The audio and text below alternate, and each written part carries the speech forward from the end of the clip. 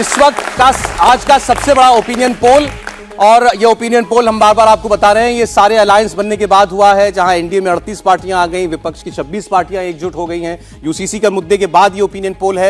मणिपुर के हालात के बाद, और खासकर मणिपुर से जो वीडियो आया था उसके बाद, और उसको लेकर इस वक्त जो पूरे देश में आप कह सकते हैं राजनीति में उबाल है, उसके बाद ये हमने ओपिनियन पोल किया है। और इसलिए आज हम मणिपुर से ही, उत्तर पूर्व से ही आज का ओपिनियन पोल शुरू करते हैं। सबसे पहले आपके सामने मणिपुर का ही रिजल्ट आने जा रहा है ओपिनियन पोल का। मणिपुर के मुद्दे को लेकर के देश की संसद से लेकर सड़क तक हंगामा आपको दिखाई दे रहा है। पूरा विपक्ष लामबंद है प्रधानमंत्री को घेरने में, और हमारा ओपिनियन पोल, उसका नतीजा आपके सामने है। मणिपुर 2 सीटें हैं मणिपुर में लोकसभा की, और अगर आज चुनाव हो तो एनडीए यानी प्रधानमंत्री के गठबंधन को 47% वोट मिलता हुआ दिखाई देता है। इंडिया अलायंस को 32% वोट और अन्य को 21% वोट हमें जाता हुआ दिखाई दे रहा है। ये मणिपुर की 2 सीटों का ओपिनियन पोल है आपके सामने। मणिपुर के हालात अब पूरे देश से छुपे हुए नहीं हैं, और उन परिस्थितियों में भी 47% वोट एनडीए को जाता हुआ दिखाई देता है। इसका लेकिन ब्रेकअप आपको जानना जरूरी है। इस 47 में बीजेपी अपने दम पर कितना है, सहयोगी दलों का उसमें कितना कंट्रीब्यूशन है। तो बीजेपी को 18% वोट है, एनपीएफ को 12% वोट है, एनपीपी को 17% वोट मिलता हुआ दिखाई देता है। ये तीनों पार्टियां एनडीए का हिस्सा हैं। और दूसरी ओर कांग्रेस पार्टी को अकेले 32% वोट मणिपुर में मिल जाएगा। आज के हालात में हमें ये देखने को मिला, 21% वोट अन्य को देखने को मिल रहा है। तो आप देखिए, अगर अलायंस की बात करते हैं तो सहयोगी दलों के साथ बीजेपी बहुत आगे दिखाई देती है मणिपुर में, लेकिन अलायंस पार्टनर्स भी इस वक्त कुछ लोगों का मानना है कि बहुत सहज नहीं है इन हालात को लेकर बीजेपी के साथ इस वक्त। और कांग्रेस पार्टी अलग जरूर है, लेकिन कांग्रेस पार्टी को एक मुश्त 30% से ज्यादा वोट जो है वो मिलता हुआ दिखाई दे रहा है। हमने मणिपुर से प्रदीप जी इसलिए शुरुआत की क्योंकि मणिपुर को लेकर के इस वक्त इतनी बातें चल रही हैं।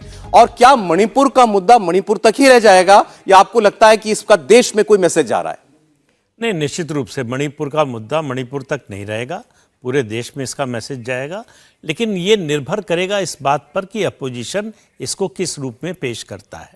देखिए, परसेप्शन बड़ा इंपॉर्टेंट होता है पब्लिक लाइफ में, खास तौर से इलेक्टोरल लाइफ में जो है, कि वो आप अपनी बात किस तरह से रखते हैं और लोग उससे कितना कन्विंस होते हैं, और जो बोल रहा है उसका ट्रैक रिकॉर्ड क्या है और उसकी विश्वसनीयता अपनी कितनी है। ये सब फैक्टर्स मिलकर तय करते हैं कि इंपैक्ट कितना और कितनी दूर तक होगा। और जगह देखिए, हमने आपको वोट शेयर बताया, एनडीए बहुत आगे दिख रहा है, लेकिन जब आप सीटों की बात करेंगे तो मणिपुर की ये दोनों सीटें आज की परिस्थितियों में कांग्रेस पार्टी जीतती हुई दिखाई देती है। ये देखिए, ये फर्क है वोट शेयर का, और जब उसको आप सीट में ढालते हैं तब का। मणिपुर में आज चुनाव हो तो दोनों सीटें अलायंस को, कांग्रेस पार्टी गठबंधन को मिल जाएंगी, ऐसा हमारा अनुमान है। तो बीजेपी के लिए लोकसभा चुनाव की दृष्टि से इस वक्त मणिपुर के कम से कम हालात जो हैं बेहतर नहीं दिखाई दे रहे हैं। इंडिया अलायंस को दोनों सीटें, वोट तो आपने बताई भावेश, सब ये जानना चाह रहे होंगे, 47% वोट एनडीए का है, 32% कांग्रेस का है, सीट फिर भी दोनों कांग्रेस की। क्योंकि सभी दोनों जो एनडीए की जो तीनों अलायंस है, वहाँ पे एनपीएफ, एनपीपी और बीजेपी, उस दोनों सीटों पे अलग अलग चुनाव लड़े थे। अभी जो असेंबली हुआ था वहाँ भी सब अलग अलग चुनाव लड़े थे।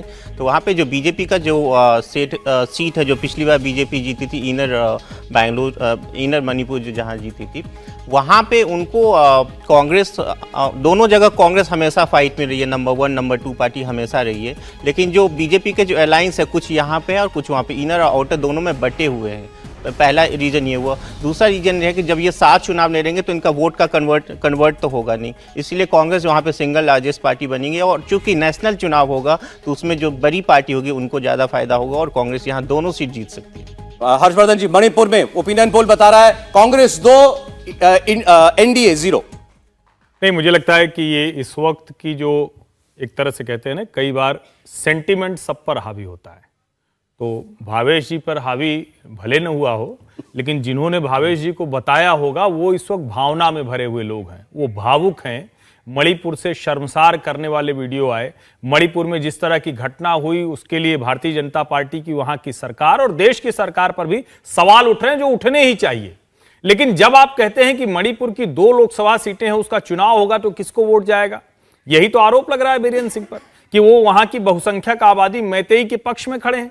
यही तो आरोप लग रहा है कि वहां जो अफीम की खेती है उसको पूरी तरह से डिस्ट्रॉय करके 18,000 एकड़ जमीन को, जो वहां पॉपी कल्टीवेशन होता था, वहां पर उन्होंने क्या कर दिया, वो लैंड बना दिया, फॉरेस्ट लैंड हो गई।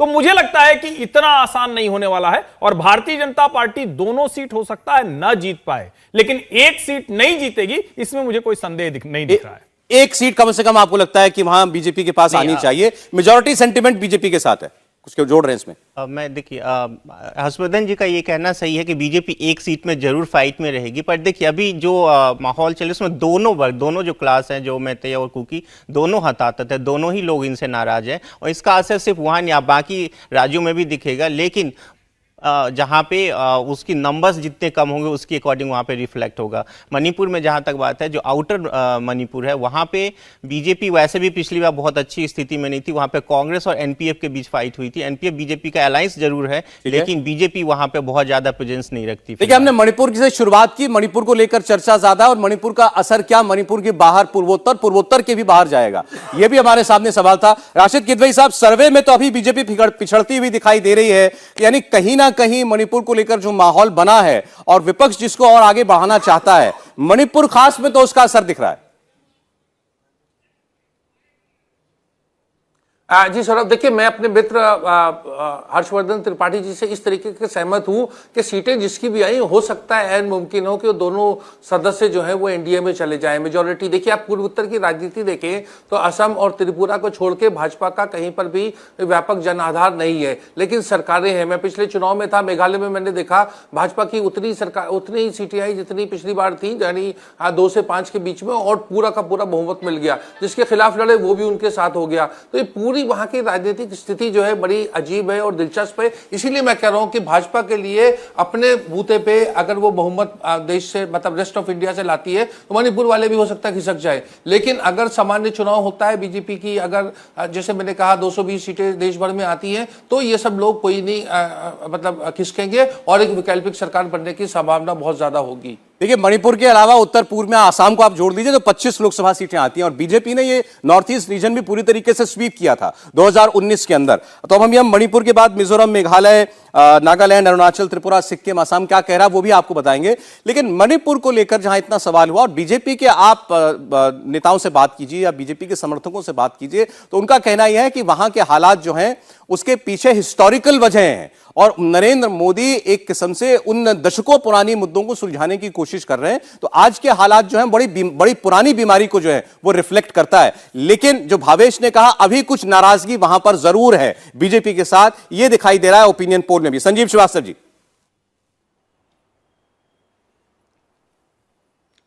देखिए, नरेंद्र मोदी जी हिस्टोरिकल मुद्दों को सुलझाने की कोशिश कर रहे हैं। लेगेसी इश्यूज हैं नॉर्थ ईस्ट में, मणिपुर में, हम सबको मालूम है लेगेसी इश्यूज हैं। पूरे नॉर्थ ईस्ट में अलग अलग जगह अलग अलग मुद्दे हैं, बट इस मणिपुर का जो रियल प्रॉब्लम इस समय आ रहा है, वो जैसे थोड़ी देर पहले प्रदीप जी ने कहा था कि परसेप्शन का बड़ा भारी इशू होता है। तो बस किसी के ये समझ में नहीं आ रहा कि इतने स्ट्रांग प्राइम मिनिस्टर, जिनका दुनिया में बोलबाला है, जो किसी भी देश में किसी भी लीडर के सामने कुछ भी बात करते हैं और अपनी बात पुख्ता ढंग से रखते हैं, वो मणिपुर पे सिर्फ 30 सेकंड बोल के पार्लियामेंट चलता था, बाहर बोल के चुप क्यों हो गए? क्यों नहीं एक फोर्थराइट तरीके से, एक खुले तरीके से, जिस तरह से एक देश के नेता को, देश के प्रधानमंत्री को सामने आना चाहिए, दिल की बात रखनी चाहिए, वो जो एक हिचकिचाहट दिख रही है कि किस कोई भी कारण हो, मैं उनको कैसे रीड करूं, बट वो परसेप्शन की लड़ाई बीजेपी हार रही है।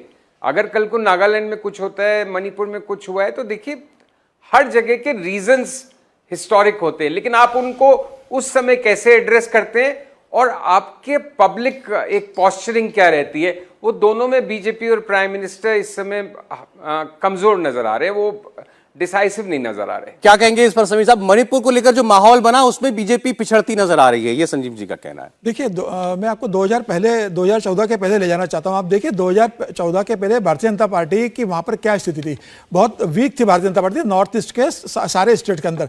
लेकिन 2014 में जब केंद्र में सरकार बनी, अमित शाह अध्यक्ष बने, उसके बाद प्रधानमंत्री नरेंद्र मोदी और अमित शाह ने लगातार नॉर्थ ईस्ट के सभी राज्यों का दौरा किया। प्रधानमंत्री तो 9 साल में 40 बार से ज्यादा नॉर्थ ईस्ट होकर आ गए। तो मुझे लग रहा है उसके बाद उन्होंने नॉर्थ ईस्ट का गठन किया और उसमें हेमंता विश्व शर्मा को उसका संयोजक भी बनाया।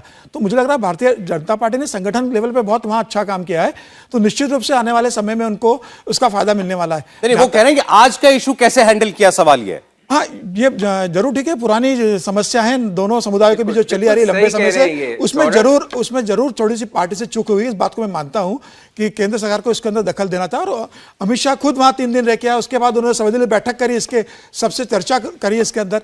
ठीक है, प्रधानमंत्री वक्तव्य का मांग कर रहे हैं, तो मुझे लग रहा है अमित शाह खुद राज्यसभा में उन्होंने लिख दिया, मल्लिकार्जुन खड़गे को लेटर लिखा, लोकसभा में उन्होंने अधीर रंजन चौधरी को पत्र लिखा कि भाई हम चर्चा करना चाहते हैं, आप संसद में चर्चा कीजिए, मैं जवाब दूंगा। तो मुझे लग रहा है विपक्ष को भी थोड़ा बड़ा मन रख के गृह मंत्री की बात सुनना चाहिए थी और संसद को चलने देना। अब सवाल हमारे सामने ये भी है कि ये मणिपुर का ही मूड है या पूरे उत्तर पूर्व में इसका ये मूड, ऐसा ही मूड दिखाई दे रहा है? आगे जब सीटें खुलेंगी और राज्यों की तो आपको पता चलेगा। जी संजीव जी, कुछ कह रहे थे आप? नहीं, बस मैं यही कह रहा था कि मैं मेरे साथी की इस बात से पूरी तरह सहमत हूं कि पिछली कई दशकों में जिस तरह से एक फोकस रहा है बीजेपी की सरकार का, मैं खुद 1-2 बार नॉर्थ ईस्ट की फ्लाइट्स में सेंट्रल मिनिस्टर्स, एक बार निर्मला सीतारमन थी उसी फ्लाइट में, तो वो बता रही थी, आज से 4-5 साल पहले की बात है हालांकि, कि भाई एवरी वीक या फोर्टनाइट उनको अपने सैटरडे संडे वीकेंड्स किसी न किसी स्टेट में जाना होता है। और नॉर्थ ईस्ट पे बहुत जबरदस्त फोकस रहा है, इससे कोई पॉलिटिकल भी और इकोनॉमिक डेवलपमेंट थ्रस्ट भी रहा है बीजेपी का। लेकिन मणिपुर के मामले में एकदम ऐसे क्यों चारों खाने चित दिख रही है? और अमित शाह जी का प्रपोजल है कि हमसे बात कर लीजिए, मेरा वक्तव्य सुन लीजिए, लेकिन प्राइम मिनिस्टर जो देश के क्या दुनिया के बेहतरीन ओरेटर बताते हैं उनके समर्थक, वो अपना इस पे मुंह खोलने से, इत्मीनान से क्यों कतरा रहे हैं? ये भी समझ से थोड़ा परे है। जनता इस पर क्या सोचती है वो मैं पूछूं उससे पहले राशिद जी भी कुछ जोड़ रहे थे इसमें। जी चलो, मैं ये कह रहा था, देखिए ये तर्क कि वो कितनी बार गए, 40 बार गए, अतीत के 9 साल बहुत ज्यादा होते हैं, अतीत की हम बात करना मतलब बिल्कुल बेईमानी है, ये बड़ा लचर तरीके का तर्क है। बात ये, जैसे गालिब ने कहा था, इब्ने मरियम हुआ करे कोई, मेरे दर्द की दवा करे कोई, वहां पर मरहम रखने की जरूरत है, राष्ट्रपति शासन की जरूरत है, कड़े मतलब उसकी बात है, व्यक्ति क्या सदन में क्या बयान दे सकते नहीं दे सकते, ये बिल्कुल हल्की बात है। बात सबसे पहली ये है कि वहां जो इस तरीके का एक पूरा एथनिक क्लिंजिंग का मामला आ रहा है, उस पर सरकार ने क्या किया? जितनी बार गए उससे क्या फायदा होगा? जितने घंटे मीटिंग की उससे क्या फायदा हुआ? हम तो आउटकम यहां जानना चाहते हैं। ठीक, क्या मणिपुर से नरेंद्र मोदी की स्ट्रांग लीडर की, फैसले लेने वाली लीडर को कुछ चोट पहुंची? हर्षवर्धन जी। नहीं, परसेप्शन के तौर पर निश्चित तौर पर प्रधानमंत्री नरेंद्र मोदी जो जिस तरह से उनका व्यवहार रहता है, जिस तरह से वो एक प्रधानमंत्री के तौर पर, नेता के तौर पर दिखते हैं, मणिपुर को लेकर परसेप्शन गड़बड़ हुआ। लेकिन प्रधानमंत्री नरेंद्र मोदी बंगाल में भी लगातार इससे भी बुरे घटनाक्रम हुए हैं। यहां अगर 2 ट्राइब्स एक दूसरे के सामने हैं, तो बंगाल में पहली बार देश में हुआ कि किसी राज्य के विधानसभा चुनाव के बाद वहां के लोगों को छोड़कर दूसरे राज्य में भागकर जाना पड़ा। अभी हुए पंचायत चुनाव में जो जीत गया, लड़ा और जीत गया, उसके बाद उसको अपने घर लौटने में 3 दिन लगे, जंगल में रुका वो।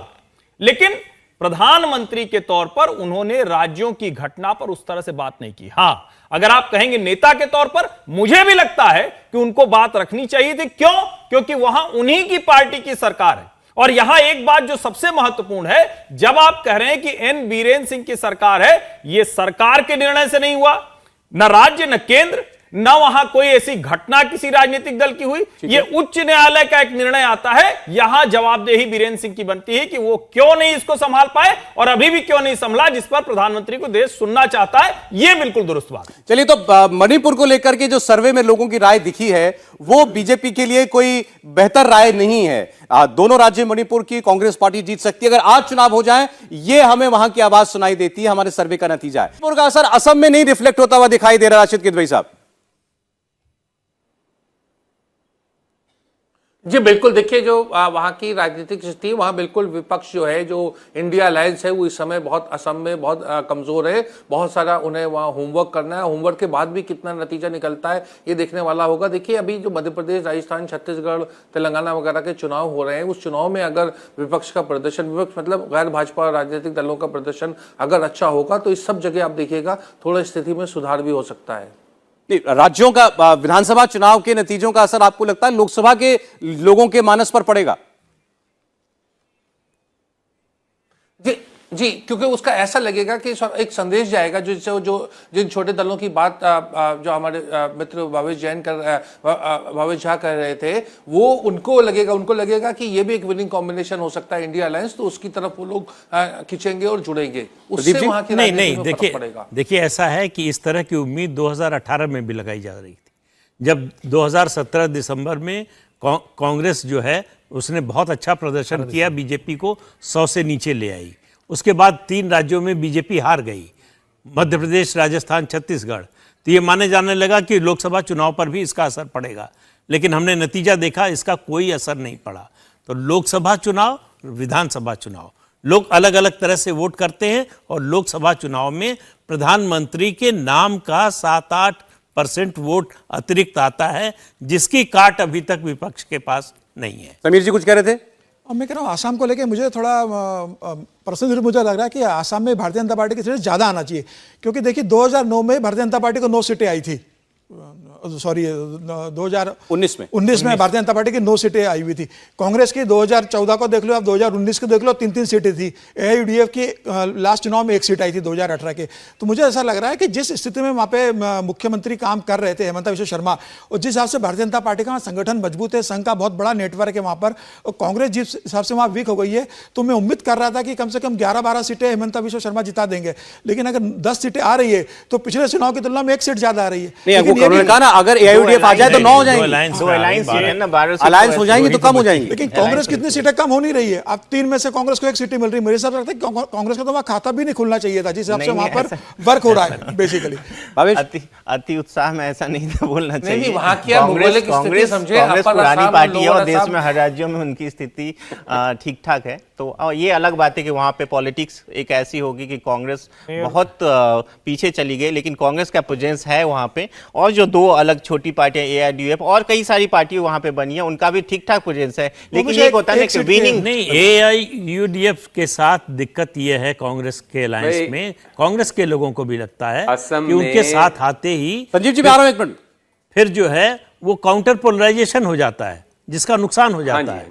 तो इसलिए वो कांग्रेस पार्टी AIUDF से अलायंस नहीं करना चाहती, पोस्ट पोल भले ही अलायंस हो। बोलिए संजीव जी। बस मैं ज्यादातर सब बातों से सहमत हूं। हर्षवर्धन जी ने कहा हेमंत बिस्वा शर्मा फेस है इस समय आसाम के, वो भाजपा से ज्यादा भाजपाई हैं। प्रदीप जी ने कहा कि 33% से ज्यादा मुस्लिम पॉपुलेशन के बावजूद बीजेपी का बहुत अच्छा प्रदर्शन है। भावेश ने अपने रिमार्क्स में कहा कि वो वहाँ के योगी आदित्यनाथ हैं। कुल मिला के अच्छे मैनेजर और एक इंटेलिजेंट और बड़े शातिर कैंपेनर होने के साथ साथ वो वहाँ पे हिंदुत्व का कार्ड बहुत अच्छी तरह प्ले कर रहे हैं। तो जो अभी काउंटर पोलराइजेशन की बात की प्रदीप जी ने शायद, तो वो बेसिकली वहाँ पे हिंदू मुस्लिम एक करंट आ गया है। तो उसकी वजह से 2009 में जो अभी एक फेलो पैनलिस्ट कह रहे थे, उस समय शायद जेटली जी वहाँ के इंचार्ज थे, जनरल सेक्रेटरी इंचार्ज इलेक्शंस के, तब से लेके ये पोलराइजेशन हो रहा है और हेमंत बिस्वा शर्मा उसको अपनी पीक पे ले आए, तो उसके अच्छे डिविडेंड्स वो ले रहे हैं। चलिए, तो असम में भारतीय जनता पार्टी अपनी 2019 की परफॉर्मेंस को रिपीट कर सकती है, 9 से 10 सीटें वहां से निकाल सकती है। असर नहीं दिखाई दे रहा, लेकिन अब मणिपुर के हालात कम से कम असम के अंदर एक लाइन इसमें जोड़ दूं, क्योंकि हम लोग जब कभी भी पॉलिटिकल डिस्कशन करते हैं तो पूरा नॉर्थ ईस्ट हम बात करेंगे और हम सिर्फ पॉलिटिकल बात करेंगे। नॉर्थ ईस्ट में नरेंद्र मोदी के 2 सरकारों में जो बजट एलोकेशन है वो करीब 60 to 70% बढ़ा है। नॉर्थ ईस्ट में पहली बार कई जगह है जहां रेलवे से जुड़ा है। सबसे ऊंचा एयरपोर्ट अभी सिक्किम में तैयार हुआ है। सिर्फ हम यूं कहें कि हिंदू मुस्लिम की वजह से भारतीय जनता पार्टी वहां जीत रही है, थोड़ा सा अन्याय भी होगा और इसलिए भी गड़बड़ होगा कि ठीक है विकास चुनाव नहीं जिताता है, बहुत से ऐसी चीजें, लेकिन जब हम बात करते हैं कि इसकी भी बात करनी चाहिए तो हिंदुत्व प्लस डेवलपमेंटल पॉलिटिक्स है। सिर्फ असम की बात कह रहे हो? हाँ, असम में भी, असम में ठीक बात है कि जब आप कहते हैं कि हिंदू मुस्लिम, तो हिंदू मुस्लिम नहीं है। श्रीमंत शंकर देव के साथ अगर असम जुड़ता है, नाम घरों के साथ असम जुड़ता है, तो वो वहां की हर्षवर्धन जी, इस सब के बावजूद हेमंत बिस्वा शर्मा को टमाटर के साथ भी मियां लगाना पड़ता है। नहीं वो तो अभी देखिए, स्टेटमेंट आया उनका, देखिए मियां लोगों की वजह से टमाटर महंगा हो गया। अगर वहां बदरुद्दीन अजमल जैसा नेता होगा जिसको तरुण गोगोई कहते थे, कल ही तरुण लफ्ज़ गोगोई याद में उन्हीं के लिए बयान कहते आया थे है। कि ये मुसलमानों को एकदम कट्टर बना रहा है, तरुण गोगोई कहते थे। हेमंत विश्व शर्मा जो कह रहे हैं आज उससे बहुत कड़े बयान तरुण गोगोई के हैं, थोड़ा पहले जाकर उनको याद करना चाहिए। अच्छा चलिए, एक हमारे ऑडियंस के मेहमान कुछ बोल रहे हैं, बोलिए। सर मेरा क्वेश्चन ये है कि आप कोई भी इंसिडेंट होता है, जैसे अगर भी मणिपुर का इंसिडेंट हुआ उसमें 900 वीडियो में देखेंगे 800-900 लोग थे, बट जो अरेस्ट हुए सिर्फ 7 लोग हुए हैं। उसके बाद आप कोई भी ऐसे सुशांत सिंह का हुआ था, जब भी कोई ऐसा केस होता है जो हाई प्रोफाइल होता है आप सीबीआई को दे देते हैं, सीबीआई तहकीकात करती है, बट ग्राउंड लेवल पे उस पर कोई वर्क नहीं होता। सीबीआई ने सुशांत सिंह राजपूत पे कोई केस, कोई अरेस्ट नहीं हुआ। आपके इसमें मणिपुर में 7 लोग हुए हैं, इस पर केस चल रहा है, 900 लोग में से 7 पकड़े गए हैं, उन पे भी केस चल रहा है, ग्राउंड लेवल पे कोई काम नहीं हुआ। और मेरा सर ये मानना है अगर बिना किसी पॉलिटिकल स्ट्रॉन्ग पावर के कोई ऐसा नहीं कर सकता, कोई स्ट्रॉन्ग पावर उस जिसने भी करा है उसके पीछे पावर है, जब भी उसको वो दबाया जा रहा है। मणिपुर के इंसिडेंट को दबाया जा रहा है आपको लग रहा है? ठीक जी। नहीं, मुझे लगता है कि ये आरोप तो कभी भी लगेगा, और मैं फिर से कह रहा हूं कि ये बीरेन्द्र सिंह की सरकार पर ये बहुत खराब आरोप है। इससे वो कैसे निकल कर आएंगे ये उनके लिए बड़ी चुनौती है। 7 लोग पकड़े गए हैं, अब आपने 900 गिन लिया, ये भी मेरे लिए बड़ा आश्चर्य की बात है कि कौन गिन सकता है किसी भीड़ को। और उस भीड़ की जो मानसिकता होती है वो कहीं भी हो, देश के किसी हिस्से में जब भीड़ व्यवहार करती है तो ऐसा ही गंदा व्यवहार करती है। और सोचिए कि उनमें से कोई उनको बचाने के लिए नहीं खड़ा हुआ, और वो भी एक फेक वीडियो था जिसमें ये वीडियो था कि कुकी महिला के साथ ऐसा ही हुआ है, मैतेई महिला के साथ, जिसके बाद वो मुझे लगता है कि उस राज्य में ये दोनों समुदाय, दोनों समाज एक दूसरे के सामने हैं, ये बड़ी समस्या है और उससे वहां की सरकार नहीं निपट पा रही। अब चलिए जरा, अभी हमने असम की और मणिपुर की अलग से बात की, तो ये मिलाकर के अपने आप 16 सीटें होती हैं। बाकी की 9 सीटें भी हम जोड़ देते हैं इसमें, और राज्य जो वहां के हैं, मिजोरम की 1 सीट है, मेघालय की 2 है, नागालैंड की 1, अरुणाचल की 2, त्रिपुरा की 2 और सिक्किम की 1, तो फिर पूरा 25 सीटों का पूरे नॉर्थ ईस्ट का, पूर्वोत्तर का ग्राफ जो है वो आपके सामने आ जाएगा। तो ये देखिए आप, पूर्वोत्तर की बाकी 6 राज्यों की 9 सीटें जुड़ने के बाद क्या गठबंधन की स्थिति वहां पर आपको दिखाई देती है, ये आपके सामने आ रहा है। ये सारी की सारी सीटें एनडीए के पास जा सकती हैं, यानी मणिपुर और आसाम के बाद बाकी जितने 6 राज्य हैं वो सभी के सभी जिनकी 9 सीटें हैं वो बीजेपी को मिल सकती हैं चुनाव में, लोकसभा के चुनाव में। वैसे अभी यहां भी बात हुई, किसने कहा कि उत्तर पूर्व में केंद्र के पास वो सीटें आ ही जाती हैं, चुनाव में नहीं आए तो बाद में आ जाती हैं। यहां तो चुनाव में ऐसा लग रहा है कि नरेंद्र मोदी वो सभी सीटें जो हैं वो जीत सकते हैं। मणिपुर का मतलब असर जो है वो चुनाव के वक्त, या चुनाव की अगर हमने सवाल पूछा है तो वो मणिपुर तक सीमित होता हुआ हमें दिखाई दे रहा है, बाकी राज्यों में उसका रिफ्लेक्शन नहीं मिल रहा। भले आपको आज मिजोरम से कुछ आवाजें सुनाई दे रही हो, मेघालय से आवाजें सुनाई दे रही हो, लेकिन ओवरऑल जब आप चुनाव में कौन जीतेगा ये सवाल पूछते हैं, वोट किसको पड़ेगा, तो उसमें अभी भी ये राज्य जो है वो बीजेपी की ओर उनका झुकाव, मतदाता का झुकाव साफ दिखाई देता है। और इन 25 में से देखिए आप, 21 सीटें एनडीए, 3 सीटें इंडिया अलायंस और 1 सीट अन्य को। प्रदीप जी। नहीं देखिए, ये राशिद किदवई साहब ने कहा कि जो जीत जाएंगे तो भी उधर आ जाएंगी, ये रीजनल पार्टीज के साथ तो हो सकता है, लेकिन कांग्रेस अगर 25 में से 10 जीत जाएगी तो ऐसा नहीं कि 10 लोकसभा सदस्य जो है वो बीजेपी के साथ आ जाएंगे। विधायकों का मामला अलग है, सांसदों का मामला अलग है, और सांसदों को तोड़ने के लिए पूरी पार्टी से 2/3 तोड़ना पड़ेगा या फिर इस्तीफा दिलाना पड़ेगा। लेकिन ऐसा नहीं है कि ये बीजेपी के समय में ही हो रहा है, कांग्रेस के रिजीम में इस तरह का नहीं हुआ। तो ये जो भी केंद्र में सत्ता में होगा वो मैक्सिमाइज करने की कोशिश करता है अपनी ताकत को, ऑर्गेनिक तरीके से, इनऑर्गेनिक तरीके से। ऑर्गेनिक तरीका यह है कि आप अपने संगठन का विस्तार कीजिए, लोगों तक अपनी बात पहुंचाइए और उसके बाद उस आधार पर वोट मांगने जाइए। इनऑर्गेनिक तरीका यह है कि दूसरे दलों से जो लोग आना चाहते हैं आपके साथ उनको ले आइए। ये सिलसिला न पहली बार हो रहा है और न आखिरी बार हो। लेकिन देखिए, पूर्वोत्तर ये स्वीप है बीजेपी के लिए एक किस्म का। 25 में से 21 सीटें एनडीए जो है वो जीत सकती है, हमारा ओपिनियन पोल ये बता रहा है। और ये 21 सीटें उत्तर पूर्व से जो आ रही हैं, ये बीजेपी की जो ओवरऑल स्ट्रैटेजी है उसके अंदर एक बहुत बड़ा चंक है, बहुत बड़ा हिस्सा है। और आज अगर ओपिनियन पोल ये बता रहा है तो बीजेपी के लिए बड़ी आशा देने वाली बात है कि उत्तर पूर्व में वो अपना पुराना परफॉर्मेंस रिपीट कर सकता है। मणिपुर की हालात होने के बाद, मणिपुर का झगड़ा हमारे सामने आने के बाद और जितना माहौल उसका बना उसके बावजूद उत्तर पूर्व में राशिद किदवई साहब, बीजेपी नंबर 1 ही नहीं है, बीजेपी स्वीप दिख रहा है। जी, ये बिल्कुल देखिए मुमकिन है। ऐसा जैसा प्रदीप जी कह रहे थे, पहले भी ऐसे हुआ है कि जो केंद्र में सत्ता में आता है उसकी तरफ एक झुकाव और खिंचाव होता है। आप वहां के बड़े दिलचस्प, अभी आप नागालैंड में चुनाव हुआ था असेंबली का, वहां आपको जान के हैरत होगी कि वहां कोई भी विपक्ष का मेंबर ही नहीं है, मतलब सब लोग एक ही तरफ आ गए। जैसा मैंने मेघालय में कहा, चुनाव हुआ, कांग्रेस के लोग तृणमूल में गए और उसके बाद सब लोग जो हैं वो जो कोनराड संगमा की जो पार्टी थी वो पूरी की पूरी भाजपा ने, नरेंद्र मोदी जी ने, अमित शाह ने उनके खिलाफ बड़े सख्त बयान दिए और चुनाव के बाद सब एक तरफ हो गए। तो ये एक वहां की लोकतंत्र का एक फीचर है जिसको ऊपर हम कुछ ज्यादा टिप्पणी नहीं कर सकते, लेकिन ये मुमकिन है। मैं ये कह रहा हूं कि भाजपा को वहां पर्याप्त सीटें मिल सकती हैं। ये नॉर्थ ईस्ट में बीजेपी का स्वीप, एनडीए का स्वीप, कोई आप में से किसी के पास कोई सवाल है? जी बोलिए। Hi, my name is Kishan. I think after the alliance of the opposition party, this is going to be a very tough competition for NDA this time. This is what I believe, and other people would also agree to this point. Because earlier, हमारे पास में सिर्फ एक option हुआ करता था, एक strong party के रूप में मोदी जी होते थे और बहुत ही अच्छा ऑप्शन था। लेकिन अभी जब हम देख रहे हैं, अभी हम ये ऑब्जर्व करते हैं कि this is just a name blame game अभी जो चल रहा है।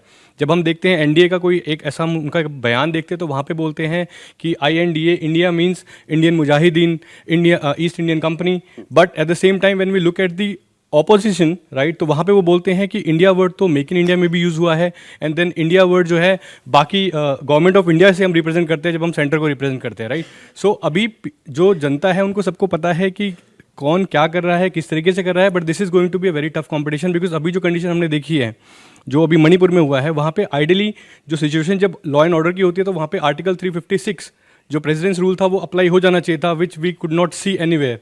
सो आई थिंक अभी बातों से कम और काम, अगर अपने काम को रिप्रेजेंट करेंगे, so this is going to be beneficial for any of the parties. लेकिन उसका असर पोल में नॉर्थ ईस्ट के चुनाव में तो नहीं दिखाई दे रहा, कम से कम ओपिनियन पोल में तो नहीं दिख रहा है, कम से कम। सर ओपिनियन पोल में नहीं दिख रहा है, but in real life I think the result would be different. So I don't support any particular party, but मैं हमेशा उस पार्टी का हमेशा मैं साथ देना चाहता हूं जो देश के लिए कुछ कर रही है। राजस्थान में आज लोकसभा चुनाव हो जाए तो किसको कितना वोट है?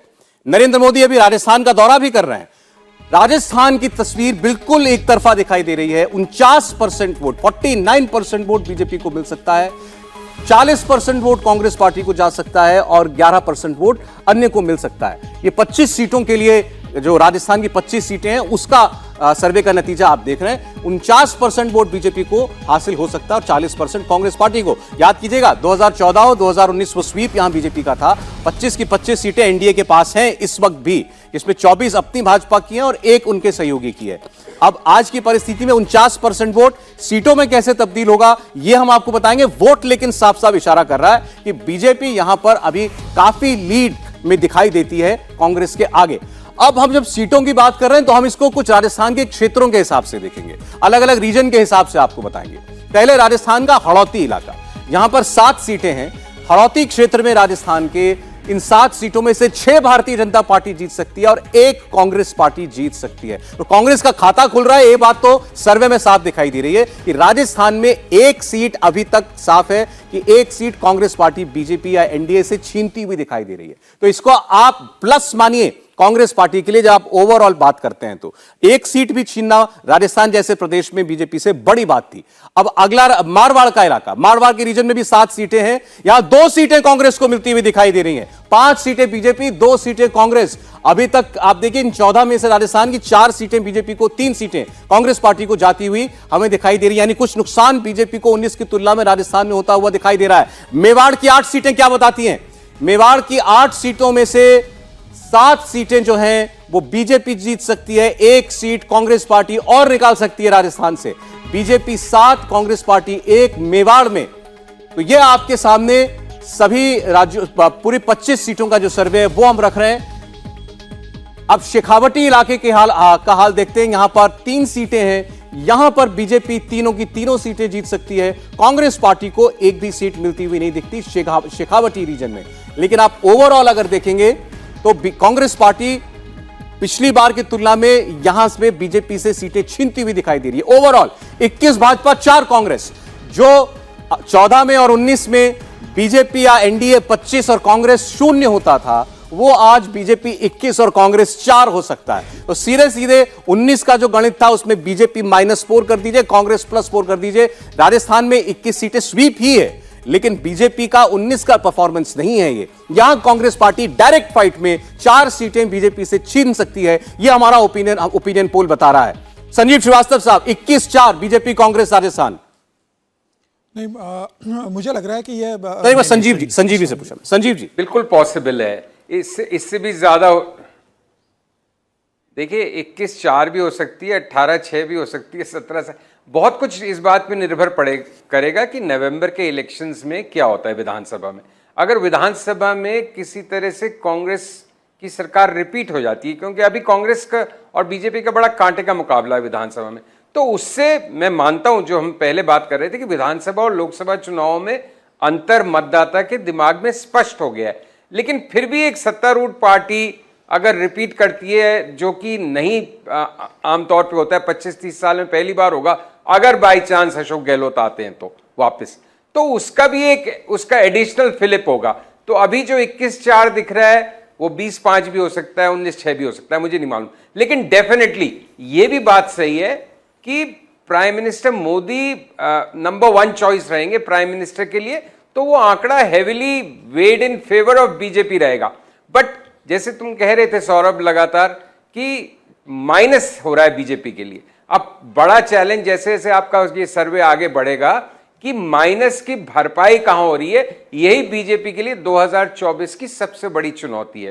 क्योंकि जहां जहां वो स्ट्रांग पोल पोजीशन में थे वहां पे वो पीक कर चुके थे। 25 में से 30 तो ला नहीं सकते, अब 25 में से 21 ला रहे हैं, तो 4 का नुकसान हो रहा है। यही स्थिति आगे के राज्यों में हो सकती है, तो वो एक बड़ी चुनौती है।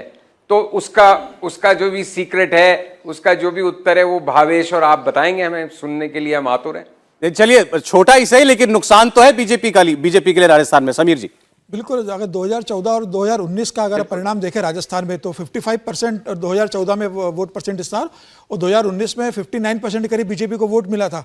तो मुझे लग रहा है जो वोट बैंक बीजेपी का कम हुआ है। हालांकि जो 5 साल का अशोक गहलोत का कार्यकाल रहा है, सचिन पायलट के साथ झगड़ा चलता रहा है और प्रधानमंत्री लगातार राजस्थान पर फोकस कर रहे हैं। अभी 6 महीने के अंदर उनकी 7 से 8 रैलियां हो चुकी है।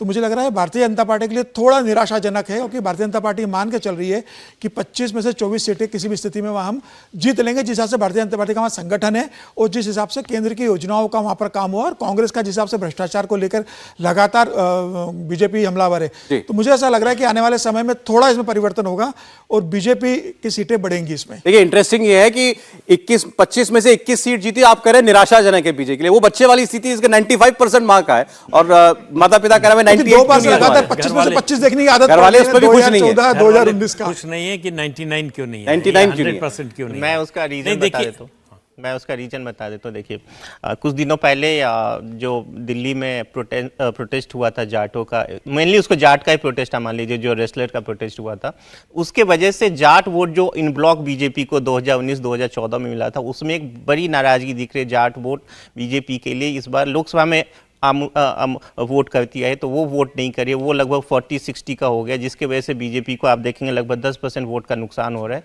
जिसके वजह से बीजेपी की ये 4 सीटें जा रही है। हालांकि ये अभी की ग्राउंड रिपोर्ट है, नोबडी नोज कि अब ये अगले 6-8 महीने में क्या होंगे। जी प्रदीप जी, नहीं, हम ये कह रहे हैं कि पिछले चुनाव में जाट वोट काफ़ी हनुमान बेनीवाल ले गए थे। ऐसा नहीं कि बीजेपी को बहुत ज़्यादा, पर अलायंस थी ना सर। हाँ, अलायंस थी, हनुमान बेनीवाल और बीजेपी की अलायंस थी। हाँ, तो इसलिए जो है ये जो 21 और 4 है, देखिए लगातार तीसरी बार 20 से ऊपर सीट 25 में, ये निश्चित रूप से अपने आप में उपलब्धि है। लेकिन वो जो संजीव जी बात कर रहे हैं, मैं उसी बात को आगे बढ़ा रहा हूँ कि ये जो सीटें कम हो रही हैं उसकी भरपाई कहाँ से होगी। अगर नहीं होती है तो बीजेपी 300 के नीचे आएगी। अगर किसी और राज्य से इसकी भरपाई होती है तो फिर बीजेपी के लिए बहुत ज़्यादा चिंता की बात नहीं होगी। लेकिन यह निश्चित रूप से चुनौती है। आप एवरेस्ट पर पहुंच तो सकते हैं, लेकिन वहां टिक कर रह नहीं सकते, वो बड़ा मुश्किल होता है। तो आप शिखर पर पहुंच गए हैं, वहां टिके रहना लगातार वो बहुत बड़ी चुनौती होती है, जिसका सामना बीजेपी का। देखिए, इसमें एक ट्रेंड और है। 14 और 19 के आप चुनाव का नतीजा देखेंगे, अगर तो स्वीप किया, सारी सीटें जीती एनडीए ने, बीजेपी ने राजस्थान में, वो तो है। 14 से अपना वोट बढ़ाया था 2019 के अंदर, लेकिन भावेश के सर्वे में दिख रहा है कि 19 की कंपैरिजन में 10% वोट बीजेपी का राजस्थान में कम हो सकता है, 59 से 49% वोट। इस ट्रेंड को भी हमें देखना चाहिए। हर्षवर्धन जी, नहीं, अगर ये ट्रेंड है तो निश्चित तौर पर भारतीय जनता पार्टी को नुकसान होगा, जो सर्वे में दिख रहा है। लेकिन एक चीज थोड़ा सा इसमें मुझे नहीं समझ में आ रही, भावेश जो उसका जवाब देंगे तब मैं आगे इस पर टिप्पणी करूंगा। जो 11% अदर्स हैं, क्योंकि वहां पर राजस्थान में कोई ऐसी और फोर्स है नहीं। अगर कोई फोर्स बनने की कोशिश कर रही तो पहुंच नहीं पाई। तो 59 से जब 49 हुआ और 40 अगर इंडिया अलायंस है तो ये 11% किसको जा रहा है? क्योंकि वो सबसे महत्वपूर्ण होगा कि 25 में से कितनी कम होंगी या वो सीटें वहीं रह जाएंगी। मैं बता देता हूँ, देखिए कई बार क्या होता है, जो अभी के फिलहाल में कई लोग कहते हैं कि अभी चलो बहुत अर्ली है, बाद में बताएंगे, तो उसमें 2-3% ऐसे वोट होते हैं लगभग हर एक स्टेट में जिसको अदर्स में काउंट करते हैं, non committal vote. Yes, non committal, जिनका अभी डिसाइड नहीं होता है, तो उनको हम लोग ये मान के चलते कि वो अदर्स में उनको, हालांकि आप देखिए फर्स्ट पार्टी और सेकंड पार्टी के बीच में कितना बड़ा गैप है, तो वो एक बड़ा फैक्टर होता है। दूसरा जो आपने कहा कि और कौन सी पार्टी, देखिए जो हनुमान बेनीवाल की जो सीट है उस वहाँ पे उनको एक अच्छा खासा वोट में, हालांकि वो सीट नहीं निकाले, पिछली बार जो सीट थी वो कांग्रेस मतलब कोई और जीत रही है, लेकिन जो वो पार्टी है उसके बाद बीएसपी भी है वहाँ पे, उसके बाद वहाँ पे आप देखेंगे पिछली बार असेंबली में देखेंगे 16 इंडिपेंडेंट कैंडिडेट जीते थे वहाँ पे। भारतीय ट्राइबल पार्टी भी है। यस, तो वहाँ पे छोटी छोटी पार्टियां जिसका अपना वोट बैंक है। वो अरविंद केजरीवाल की पार्टी आपने शामिल की है कि नहीं की है? केजरीवाल साहब की पार्टी शामिल की है कि नहीं की है? मेरे ख्याल से अभी केजरीवाल जी जब अनाउंस करेंगे कि मैं वहां चुनाव लड़ रहा हूं उसके बाद ही फैक्ट फाइंडिंग हो सकता है। ठीक है, मैं ये इसीलिए पूछ रहा था, जब चुनाव एनडीए बनाम इंडिया अलायंस होगा तो यकीन मानिए कि और ज्यादा शार्प पोलराइजेशन होगा। इतनी ज्यादा गुंजाइश नहीं रहने वाली है कि 10 से 11% वोट कहीं चले जाएं। बसपा के 6 के 6 विधायक कांग्रेस पार्टी में शामिल हो चुके थे, उसी में से एक हैं भाई साहब जो आजकल रोते हुए बताते हैं, लाल डायरी वाले राजेंद्र गुढ़ा। तो जो वहां की स्थिति है और जो भारतीय ट्राइबल पार्टी है वो तो पहले ही अपना एक तरह से कहेंगे ट्रैक पूरी तरह से डिरेल हो चुका है जब चुनाव के वक्त, और उसके बाद जब राजस्थान विधानसभा में शक्ति परीक्षण की नौबत आ गई थी उस वक्त, तो निश्चित तौर पर भारतीय जनता पार्टी के लिए 25 कायम रखना बहुत बड़ी चुनौती है। लेकिन ये जो 11% है ये बड़ा महत्वपूर्ण है। ये हेडलाइन लिखने के अलग अलग तरीके होते हैं ना, तब इसको कैसे हम लिखें राशिद किदवई साहब कि भाजपा लगातार तीसरे चुनाव में स्वीप करेगी राजस्थान, 25 में से 21 जीत रही है, या भाजपा की 4 सीटें 19 में के मुकाबले कम हो रही हैं? कैसे देख रहे हैं इसको? हाँ, पानी का गिलास आधा भरा या आधा खाली? जी बहुत ही, जी देखिए बहुत ही रोचक तथ्य या ट्रेंड जो हमारे इस सर्वे में आया है, क्योंकि देखिए 14 में एक पूरे देश में एक बदलाव की लहर थी।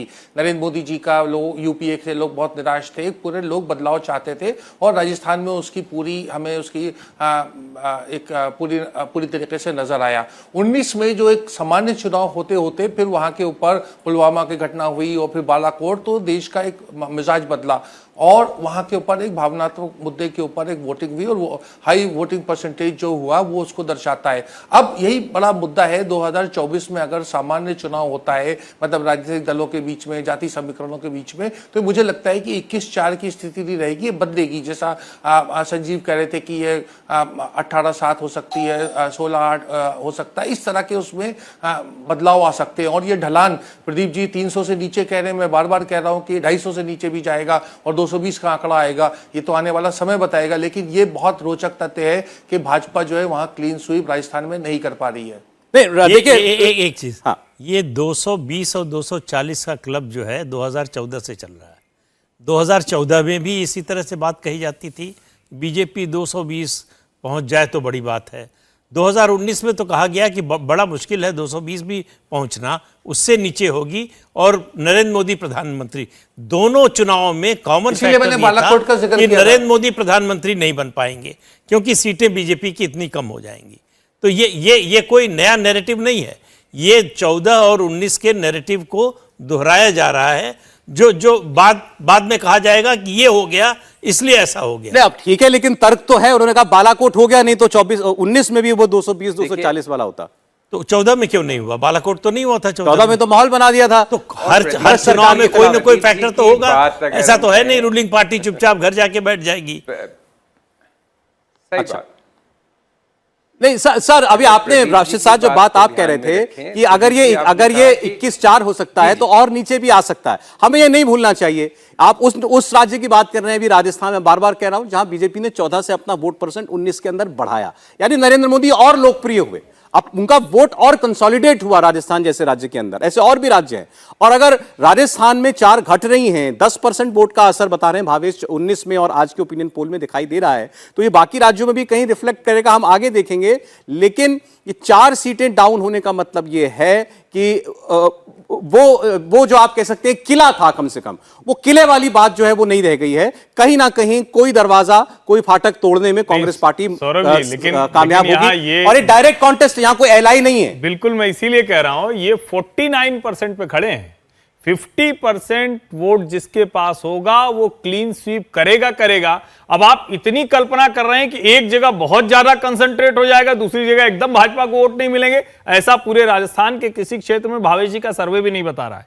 तो मैं ये कह रहा हूं, ये जो 50% वाला है ना, ये थ्रेशोल्ड बहुत इंपॉर्टेंट है। और वहां अगर बीजेपी जिस राज्य में खड़ी रहेगी, क्लीन स्वीप नहीं होगा तो उसके नजदीक होगी। तो 50 का अगर 50% वोट है तो आपका मानना है कि स्वीप ही होना निश्चित तौर पर। 100 में 100 बात जोड़ना चाहता हूं, एक बात देखिए, राजस्थान की 25 सीटें जो हुए थे चुनाव और जो भाजपा के उम्मीदवार जीते थे, 70% सीटें ऐसी थी जिसमें वो 4 लाख से ज्यादा वोटों से जीते हैं। मतलब कोई भी सीट ऐसी नहीं कि जहां कांग्रेस का बहुत ज्यादा फाइट हुआ हो और बहुत कम अंतर से भारतीय जनता पार्टी जीती हो। बहुत लंबा स्वीप भारतीय जनता पार्टी ने सभी सीटों पे लिया था। तो वो स्वीप को कवर करना और फिर 4 सीटें जीतना, मुझे लग रहा है आने वाले समय में वो चेंज होगा और इतना पॉसिबल नहीं है। अभी भी मुझे लग रहा है, जिस हिसाब से राजस्थान की जो ग्राउंड रियलिटी है, बहुत हुआ तो कांग्रेस 1 या 2 सीटें जीत पाएगी, जहां तक मुझे ऐसा लग रहा है आज की तारीख। जी राशिद साहब बोलिए। संजीव जी कह रहे हैं, देखिए जो तर्क जो दिया गया है कि भाजपा बड़ी 4-4 लाख से जीती, वही बात बताता है कि वोट परसेंटेज ज्यादा 49% होने के बावजूद भी जो है सीटें हारी जा सकती हैं या भाजपा सीटें हार सकती है, क्योंकि अगर 4 लाख से आप जीत रहे हैं तो उसका मतलब ये कि वोट परसेंटेज वहां पर उसमें खपत हो जाती है। और कांग्रेस जब जीती है तो वो छोटी मार्जिन से जीतती है। देखिए, ये जो कांग्रेस और भाजपा का सीधा टकराव है, जो ये उत्तर भारत के कुछ राज्य जो है, मध्य प्रदेश, राजस्थान, छत्तीसगढ़, इन सब जगह पर यही बड़ा क्रूशियल है कि यहाँ पर अगर भाजपा ने, जैसे पिछली बार उनका स्ट्राइक रेट 90% से ज़्यादा था, 90% से ज़्यादा सीटें भाजपा ने जीती। अगर कांग्रेस उसको नीचे करके 60-70 पे ले आती है तो पूरे विपक्ष के लिए, जो इंडिया अलायंस है, उसके लिए एक ये उम्मीद की किरण है। और इसी के ऊपर पूरा स्ट्रेटेजी बनाई जा रही है, जो एक नीतीश कुमार का भी फॉर्मूला है कि एक कॉन्स्टिट्यूएंसी से एक व्यक्ति खड़ा हो, एक विपक्ष का उम्मीदवार खड़ा हो, उसका ताना बाना सब इन्हीं चीजों पर निर्भर है। तो कांग्रेस यहाँ पर बड़ा वीक लिंक है। ये जो हिंदी भाषी प्रदेश है उसमें गुजरात भी शामिल है, मध्य प्रदेश, राजस्थान, छत्तीसगढ़, तमाम राज्य। और यहाँ पर अगर कांग्रेस थोड़ा बहुत भी भाजपा से फाइट करती है तो विपक्ष के लिए एक उम्मीद की किरण रहेगी। मतलब भाजपा के सामने कांग्रेस खड़ी हो रही है डायरेक्ट कॉन्टेस्ट वाली सीटों में, ये इसमें पढ़ने लायक बात है। संजीव साहब कुछ कह रहे थे। बस मैं एग्री कर रहा हूं इस थ्योरी से कि अगर जहां पे वो जो 145-150 सीट्स हैं जहां पे कांग्रेस बीजेपी की डायरेक्ट फाइट है, अगर और जहां पे करीब करीब 90% से भी ज्यादा स्ट्राइक रेट थी, राजस्थान में सारी, गुजरात में सारी, मध्य प्रदेश में एक के छिंदवाड़ा के सिवा सारी, छत्तीसगढ़ में कांग्रेस विधानसभा जीती बट स्टिल 90% सीट्स बीजेपी की। तो ये अगर यहाँ पे 2-2, 4-4 सीट भी कम होती हैं तो अभी देखते हैं कि भावेश आगे के रिजल्ट्स क्या बताते हैं। लेकिन जो बात प्रदीप जी ने कही ना कि शिखर पे पहुंचना आसान है, आसान तो नहीं है, लेकिन शिखर पे पहुंचने के बाद वहां पे जमे रहना बहुत मुश्किल है। और बीजेपी की जो पूरी पॉलिटिक्स हो गई है, प्राइम मिनिस्टर की पूरी पॉलिटिक्स हो गई है कि 300 के नीचे तो बीजेपी वैसे ही, मतलब राशिद बार 220-230 कह रहे, मैं कहता हूं कि 300 के नीचे बीजेपी मेंटली कहीं ना कहीं डिफीटेड फील करेगी, क्योंकि आपने इतना एक उसको अपना स्केल अप कर दिया ना, इतना हाइप कर दिया है अपनी संख्या को कि 300 पार तो 350 पार, भाई तो कहां से कितना पार करोगे? 2-2, 4-4 भी मिलके आपका घड़ा कमजोर करेंगी। तो वो चुनौती है बीजेपी के सामने कि ये जो लॉसेज हैं इनको कहां कॉम्पनसेट करेगी बीजेपी, वो भावेश और आप बताएंगे। ये चैलेंज है, क्योंकि सिर्फ उनके लिए मेजॉरिटी लाना एक जरूरी नहीं है, उनको डिसाइसिव मेजॉरिटी लाना, उन्होंने अपने सर पे ये वजन ले लिया है खुद ही ने। संजीव आप मान के चल रहे हैं क्या कि इस सर्वे में मेजॉरिटी तो आई रही है? नहीं, लेकिन ये हमें नहीं, मैं नहीं कुछ मान के चल रहा, मैं तो इंतजार में हूं भाई। 200 आप 25 साल बाद करीब, राजीव गांधी के बाद पहली बार क्लियर मेजॉरिटी की आई 2014 में, 2019 में और रिपीट हुई, लेकिन क्लियर मेजॉरिटी की बात नहीं होती, 300 पार और उसके पार। तो वो भी एक वजन अब ओढ़ के चलना पड़ रहा है भारतीय जनता पार्टी को। जो एक्सपेक्टेशंस का वेट अपने सपोर्टर्स और स्वयं के लिए उन्होंने बना लिया है लास्ट 9-10 साल में कि हमेशा बेटर करना है, तो बेटर भी नहीं होता तो वो भी एक किस्म की मॉरल हार हो जाती है। नहीं, संजीव जी जो बात कह रहे हैं कि 300 के पार का बोझ लेकर चल रही है बीजेपी, एक और बोझ लेकर चल रही है। इस बार एनडीए का वोट शेयर 50% के ऊपर ले जाना है, उसकी भी कोशिश हो रही है। तो एक नहीं, दो बोझ है, तो दोनों बोझ ऊपर उठाएंगे या नीचे गिराएंगे, ये देखने की बात। अच्छा, आप में से कोई राजस्थान से है क्या? कोई जो या पीछे से कहीं राजस्थान से आते हो? बीजेपी राजस्थान, छत्तीसगढ़, गुजरात, ये वो स्टेट्स हैं जहां मानते हैं इधर से। कहां से जी? अच्छा, तो आप बताइए जरा, हमें राजस्थान का हाल बताइए। राजस्थान में सर फिलहाल अशोक गहलोत की सरकार है जो कि जनता को लालच दे रही है, एक तरीके से औरतों को जो है आगे बढ़ावा कर रही हैं, मोबाइल फ़ोन बांटे जा रहे हैं कि जनता से वोट लिए जाएं। और फिलहाल अभी जो है मोदी जी राजस्थान का दौरे पे जा रहे हैं, तो अशोक गहलोत ने एक ट्वीट भी किया था कि पैर में चोट लगने की वजह से मैं स्वागत करने या मिलने तो नहीं आ पाऊंगा, लेकिन मैं ट्वीट के जरिए उनका अभिनंदन करूंगा। तो कहीं ना कहीं ये चीज़ें हैं कि आपस में पार्टियों के बीच में जो मतभेद होना चाहिए वो वहाँ पर जारी है कि अशोक गहलोत प्रधानमंत्री के स्वागत के लिए भी नहीं आएंगे।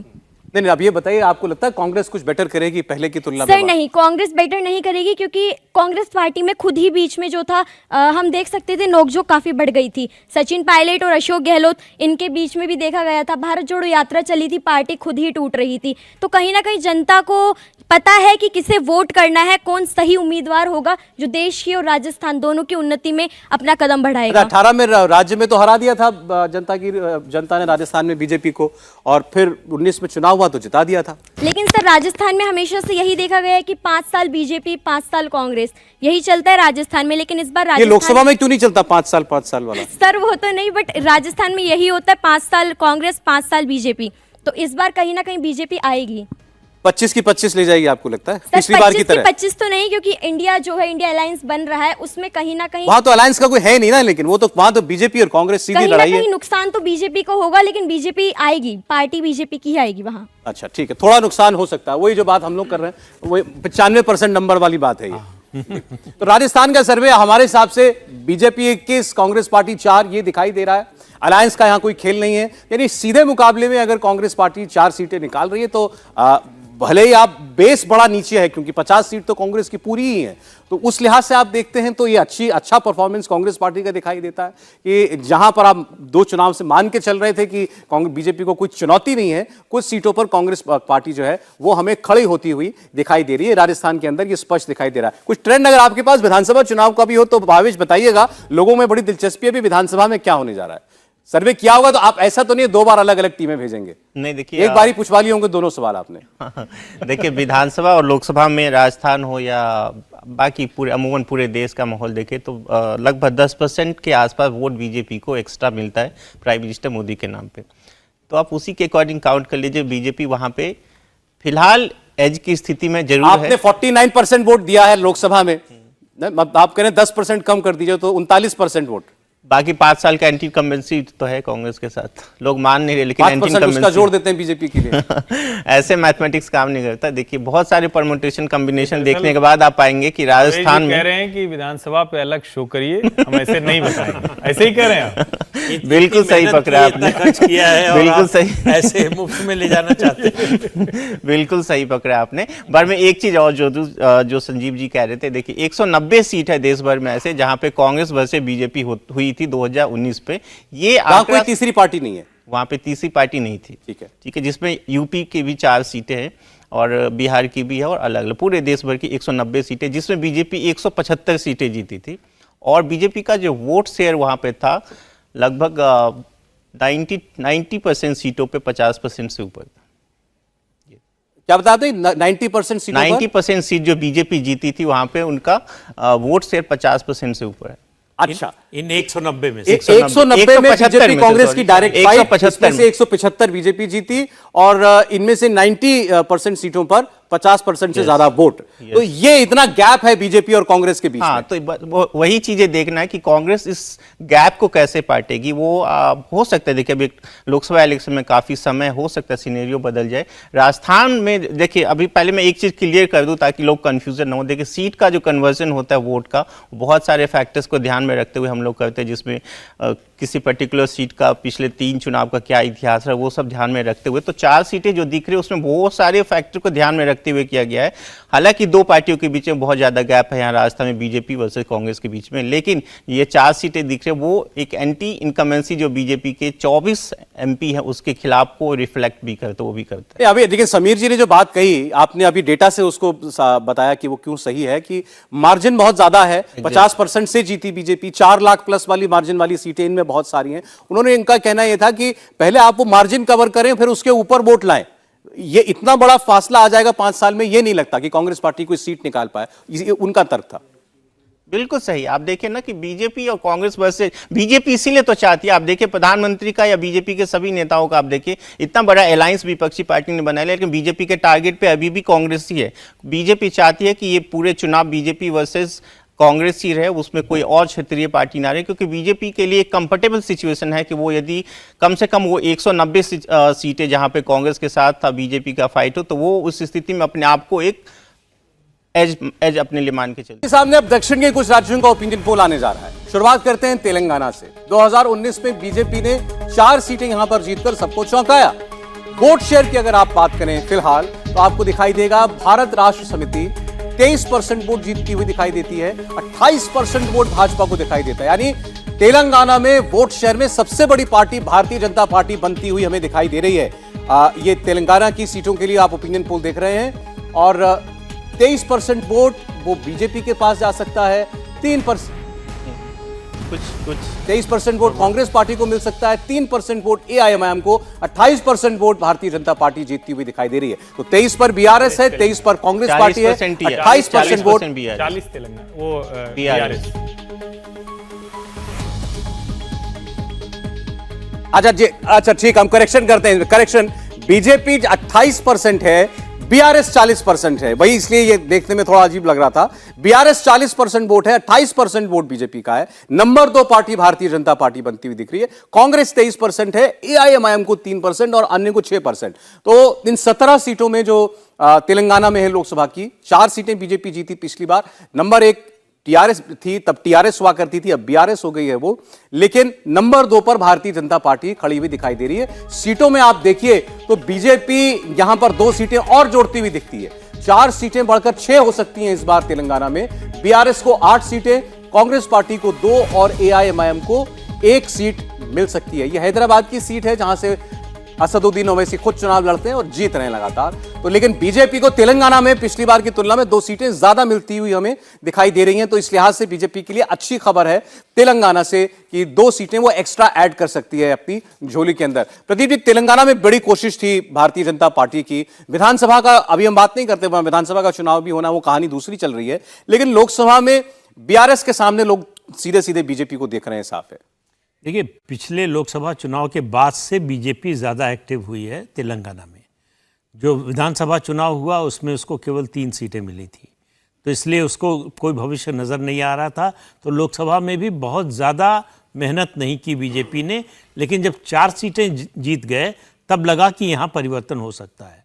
लेकिन अब भी बीजेपी का संगठन, ऐसे कई पॉकेट हैं तेलंगाना में जहाँ बहुत कमज़ोर है, और बीजेपी लगातार जिस तरह से BRS से संघर्ष करती रही है और कांग्रेस के लोग घर बैठ गए, उसका भी एडवांटेज बीजेपी को मिला। और बीजेपी जो है वो नंबर 2 की स्थिति में परसेप्शन में आ चुकी थी।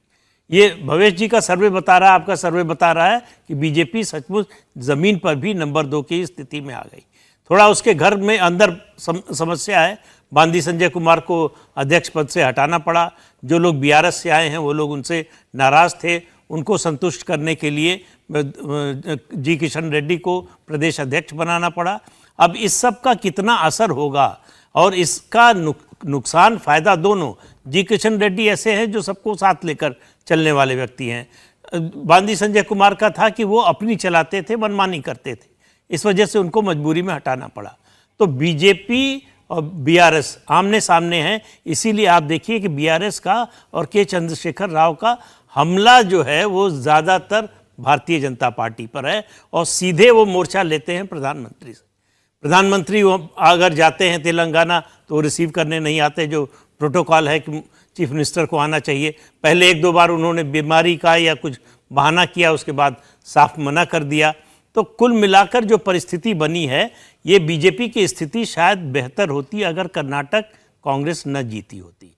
उसका असर पड़ा है। हाँ, उसका असर पड़ा। उसकी वजह से कांग्रेस का ये जो 23% वोट आप देख रहे हैं, ये कर्नाटक के विधानसभा चुनाव के नतीजे का असर है। अच्छा, मैं आपको बता दूं, स्क्रीन पर पहले ग्राफिक में थोड़ी त्रुटि थी, उसको हमने ठीक कर दिया है। मैं भी गलत आंकड़ा पड़ गया था। तो ये करेक्ट इमेज है आपके सामने। अब तेलंगाना में 40% बीआरएस, 28% भाजपा को वोट, 23% कांग्रेस पार्टी को, और अन्य को एआईएमएम को 3 और अन्य को 6% वोट जो है वो मिलता हुआ दिखाई दे रहा है। एक इंटरेस्टिंग बात देखिए, खास तौर पर जहां कोई क्षेत्रीय पार्टी इन्वॉल्व है, कांग्रेस भी है यहां पर। अरे, राष्ट्रीय विकल्प के तौर पर देखने के लिए कांग्रेस जो बीजेपी के साथ नहीं है, उसके लिए कांग्रेस भी ऑप्शन है, बीआरएस भी ऑप्शन है। लेकिन के चंद्रशेखर राव जैसे नेता अपने सपोर्टर के सामने ये छवि कन्वे करने में कामयाब रहे कि हमारा स्टेचर भी वहां है, हम भी देश के नेता हैं।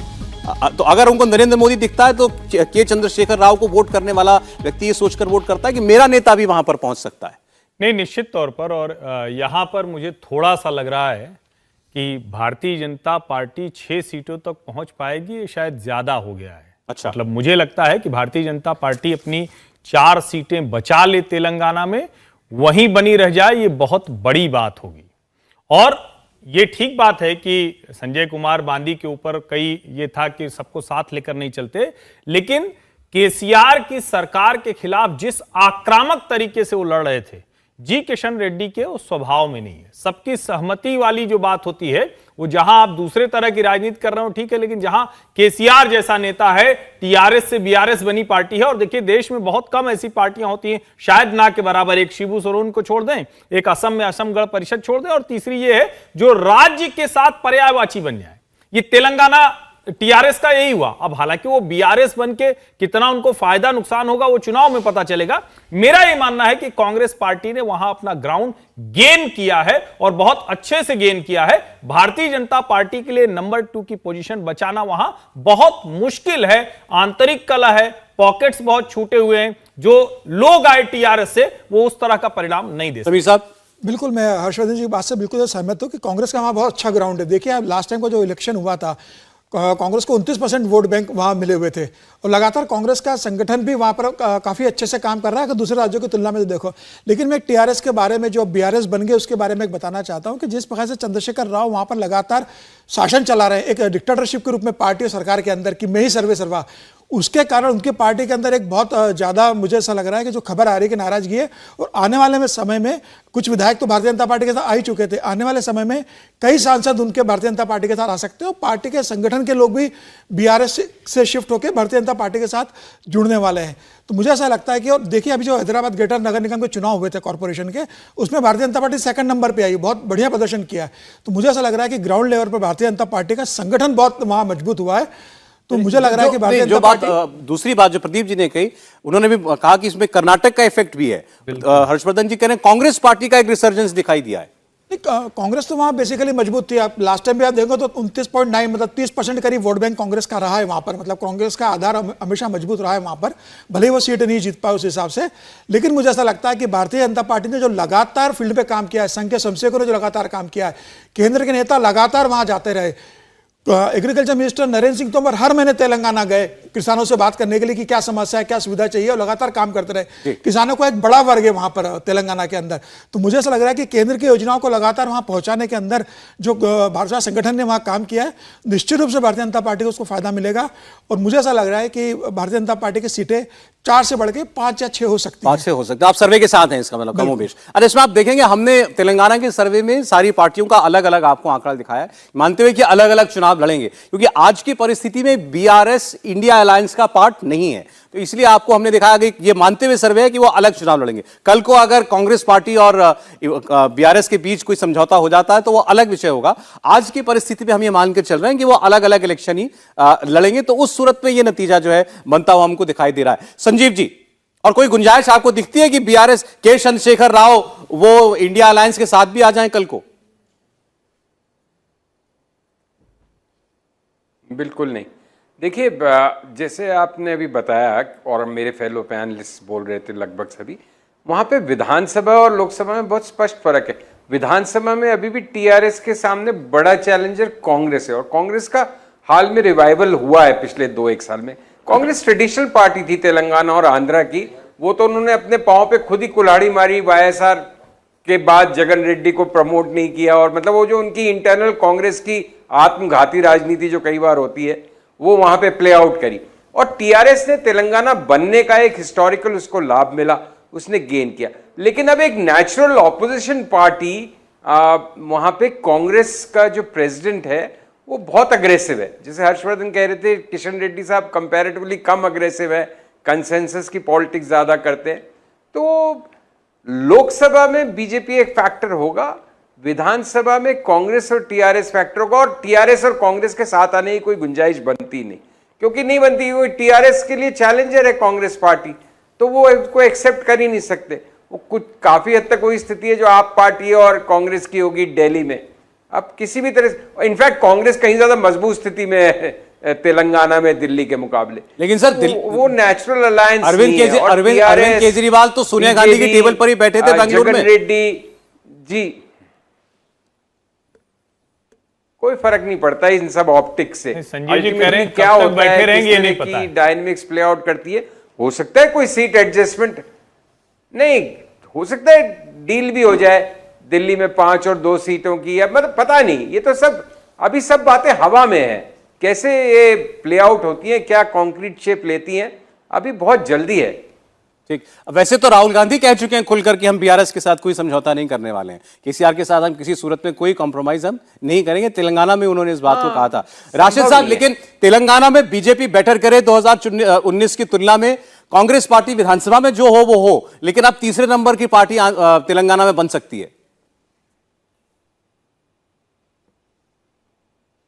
जी देखिए, तेलंगाना की राजनीति बहुत कुछ राष्ट्रीय स्तर के ऊपर बहुत कुछ निर्भर, क्योंकि एक एक्स फैक्टर उसके साथ जुड़ा हुआ है। देखिए, मैं मानता हूं संजीव जी की बात कि अभी वहां कोई गुंजाइश नहीं है कि कांग्रेस और बीआरएस साथ आए। बीआरएस के जो नेता हैं के चंद्रशेखर राव, यूपीए में मंत्री भी रहे थे, बहुत महत्वाकांक्षी है। उनका पूरा जो बीआरएस बनाने का एक पर्पस क्या है, एक एजेंडा है, एक प्लान के तहत है। वो दोनों राजनीतिक दलों, मतलब एनडीए और इंडिया अलायंस, दोनों में वो एक दबाव की राजनीति करना चाहते हैं, जो असेंबली चुनाव के बाद में हम उनका देखेंगे। उनकी चाल, रंग, ढंग हमें नजर आएंगे, और उसमें देखना होगा कि किस तरफ जाते हैं। अगर वो कांग्रेस के साथ अलायंस करते हैं, अंडरस्टैंडिंग करते हैं, सीटों का एडजस्टमेंट करते हैं, तो ये भाजपा के लिए एक नुकसान की बात हो सकती है, और उससे ही बड़ा उलटफेर हो सकता है। यहाँ पर बात आम आदमी पार्टी भी की गई, वो भी एक एक्सपेक्टर है। देखिए, जो दिल्ली और पंजाब और गुजरात तीनों जगह देखें तो जो 46 सीटें हैं उसमें कांग्रेस बिल्कुल एक तरीके से इस आज की स्थिति में शून्य नजर आती है। लेकिन आम आदमी पार्टी के साथ तालमेल हो जाए तो दिल्ली, पंजाब और गुजरात का तो खैर एक आध सीट का ही मामला है, 10 सीटों में कांग्रेस और आम आदमी पार्टी जो है वो एक टक्कर में आ सकते हैं। तो 10 सीटों का भाजपा को नुकसान पहुंचाया जा सकता है, या 10 सीटों का, लोकसभा की सीटों का नुकसान हो सकता है। ये सारे गुणा भाग है, जो एक्स फैक्टर है, ये बड़ा महत्वपूर्ण है। जी ठीक। अच्छा, हमने अभी तेलंगाना की बात की है, दक्षिण के 2 और बड़े राज्यों की हम जल्दी से चर्चा कर लें। अब आपके सामने आंध्र प्रदेश, तेलंगाना आंध्र प्रदेश से ही बना। अब आंध्र प्रदेश की 25 सीटें जो है वहां तीसरा एक्सपेक्टर आप कह लीजिए वहां मौजूद है, वो है वाईएस जगन मोहन रेड्डी।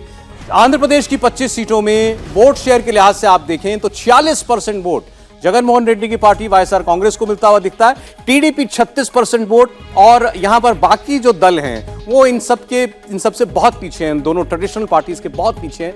8% वोट भाजपा को, 3% वोट वहां पर कांग्रेस पार्टी को मिलता हुआ दिखाई दे रहा है। हालांकि आप वाईएसआरसीपी को ट्रेडिशनल पार्टी ना माने, कांग्रेस से निकली हुई पार्टी है, लेकिन डोमिनेंट इस वक्त वहां कितनी है आपको वोट शेयर में दिखाई दे रहा है। 10% का गैप उसमें और टीडीपी में अभी दिखाई देता है, और बीजेपी कांग्रेस वहां पर बिल्कुल अभी लड़ाई में दिखाई हमें दे नहीं रही है। सीटों में आप बात कीजिए, 25 सीटें वाईएसआर कांग्रेस पार्टी यानी जगन मोहन रेड्डी इन 25 में से 18 सीटें जीतते हुए हमें दिखाई देते हैं आज की तारीख में। टीडीपी 7 सीटें जीत सकती है, बीजेपी एक भी सीट नहीं, और कांग्रेस पार्टी एक भी सीट नहीं। क्या बीजेपी के लिए अच्छी बात यह है कि जहां एक और जिसको आप देख रहे हैं लायंस शेयर जा रहा है सीटों का, जगन मोहन रेड्डी, वो बीजेपी की तरफ एक सॉफ्ट रुख हमेशा से रखते आए हैं। आज की परिस्थिति में भी अविश्वास प्रस्ताव में भी बीजेपी के साथ देने की बात कर रहे हैं। जहां दिल्ली के ऑर्डिनेंस का बिल लाया जाना है उसमें भी वो बीजेपी के समर्थन में दिखाई दे रहे हैं। तो वो अगर 18 सीटें जीत रहे हैं तो ये बीजेपी के लिए कोई बहुत बुरी खबर नहीं है।